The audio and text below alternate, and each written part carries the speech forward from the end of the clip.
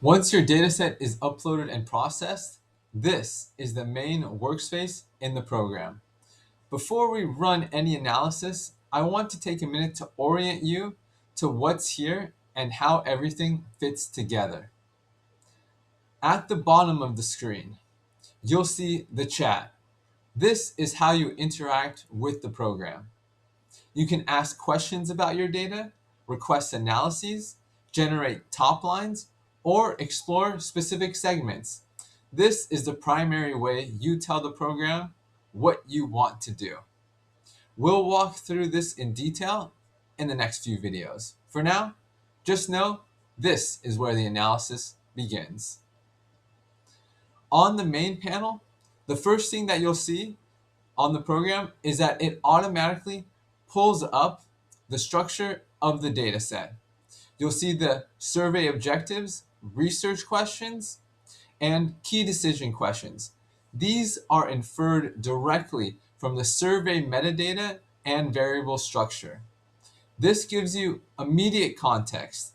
Instead of starting with a raw file, you start with a clear sense of what the data is designed to answer.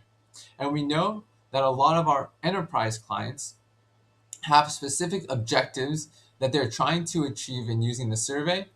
And we've made this area specific for them, where you can edit, change, or update the objectives. At the top, you'll see our core navigation tabs. The most important ones to know right now are the objectives, the analysis, the notebook, and the history.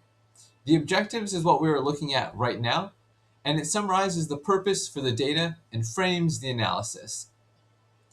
The analysis tab is where active analysis will happen. This is still evolving, but today you can generate top lines and crosstabs. Top lines can be exported directly into Word docs, and crosstabs across the full dataset can be downloaded as Excel files. We'll walk through this full example in a separate video. The Notebook tab, that is where the analysis will live after they've been run. Once you generate results, you can save them to a notebook, revisit them later, and rerun or extend the analysis. We'll introduce notebooks after we run our first analysis. Finally, the History tab is where all the analysis threads you've created will live. Each thread represents a separate line of inquiry. You can think of them as independent chat sessions, each with its own questions, analysis, and results. This lets you explore different ideas in parallel without losing your place and return to previous threads whenever you want. Next, you also have tools to understand the data itself. For example, the Column Meaning tab gives you a clean, readable view of the variable names and labels. This is especially useful for large surveys with hundreds or even thousands of variables. Next is the Metadata tab.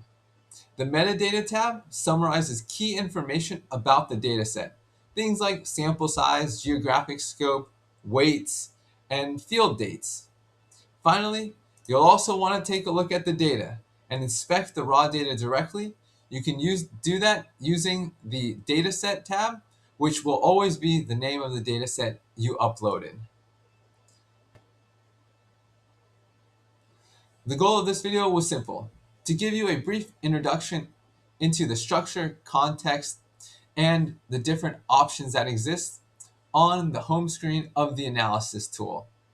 In the next video, we'll start running analysis and show how the program turns this structure into real outputs.